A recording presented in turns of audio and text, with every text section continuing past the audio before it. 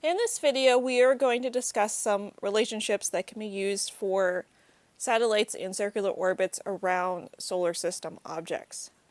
We are going to assume circular orbits to make our math easier in this course. We're going to learn later on in this particular topic that the orbital paths of planets aren't really circular, but they are close enough that we can do some calculations for this particular course, assuming that they are circular orbits.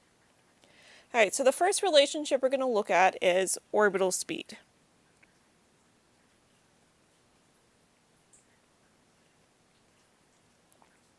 So when we're looking at orbital speed, we have a central body, so something like the Sun, and we have a planet like the Earth orbiting around. So we want to know what speed, so as the Earth orbits, it's going to have some orbital velocity or tangential velocity that it orbits around it. So we want to be able to calculate that particular velocity.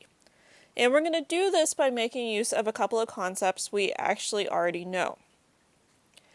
The first is that we know how to calculate the force that is acting on the Earth due to the Sun to hold it into that orbital path. So we know that the force due to gravity is equal to our gravitational field strength, the mass of the Sun in this case, but we're going to leave it generic so that we can apply it to any two solar system bodies. The mass of the Earth in this case, or thus the mass that is orbiting, divided by the distance between them squared. And that force acts in the radial direction. And we know we calculate force net in the radial direction by mass times the radial acceleration. So mass times velocity squared over the distance between the two objects, or from center to center. Now right away when I look at this, I can cancel a couple of things out. The first is the mass that is orbiting, so the little m. I can also cancel out one of the r's. So I am down to this relationship here. I can then take the square root of both sides and end up with a relationship where velocity is equal to square root of the gravitational constant times the mass that is being orbited, so the central body, divided by the distance between the two masses, center to center distance, and that allows me to calculate the orbital speed of the object. Now that we know how to calculate orbital speed, we can actually use that to establish a relationship for calculating orbital period. So once again, we're going to have a central body like the Sun and an object orbiting around. So we already have a relationship for calculating orbital speed. We can also calculate orbital speed the traditional way.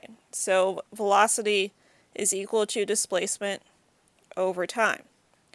But we're going to say in this case the time is the period, which is the time to orbit once. So in Earth's case that would be 1 year. And our distance that we're traveling in 1 year is the circumference, so 2 pi r. So we're going to take 2 pi r over the period, and we're going to set that equal to our orbital speed relationship that we just learned. Alright, so now my goal is to do a little bit of rearranging in order to isolate the orbital period variable, so capital T. I'm going to do this first by squaring both sides. So we're going to have 4 pi squared times r squared over the period squared equals the gravitational constant times the mass divided by r. In my next step, I'm going to multiply r to both sides, so that's going to give me r cubed. So that handles canceling this out. I'm then going to divide by the gravitational constant divided by the mass. So that cancels this out. So right now technically I have 1 on this side because I've moved these variables all to the other side of the equation. But then I'm going to multiply both sides by the period squared. So this actually equals the period squared. Now this isn't often a form you'll see this equation written in. You'll leave the period as period squared rather than isolating period. But you can then take the square root of both sides which leaves you with 2 pi r raised to the 3/2 power divided the square root of the gravitational constant times the mass of the central body. And that would actually equal the period isolated. So this is nice because it has the period actually isolated. I find this less of a messy looking equation because you don't have r to the 3/2, it's just cubed up here. So it's a little bit less messy looking in terms of the r value. But either relationship, this one or this one, will work the exact same way because they're just one's the square root of the other.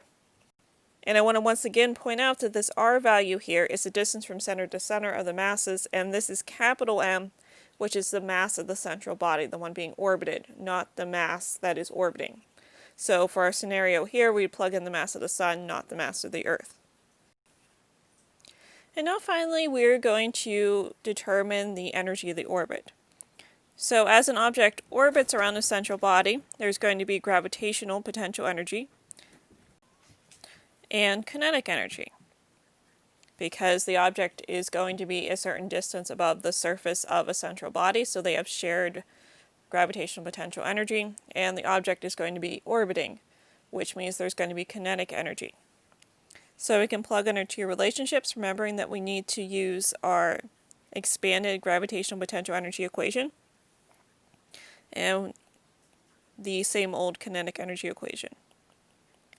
Now we can plug in our relationship that we have for orbital velocity, which will turn out to allow us to reduce this equation a little bit. So we're going to do the square root of gm over r squared, and the square and the square root cancel each other out.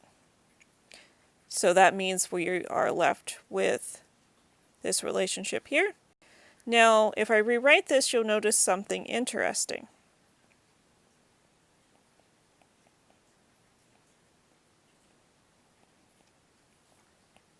So all of our variables here are actually the same. We have the gravitational constant, we have the mass of the central body, the mass of the object orbiting, and the distance between their center to center. And you see those variables repeat over here now in the kinetic energy equation. This means that I can group like terms, which means I have a -1 plus a positive 1/2, which turned out to be a -1/2. And I can carry all my variables through. And you have a relationship here for calculating the energy of the orbit.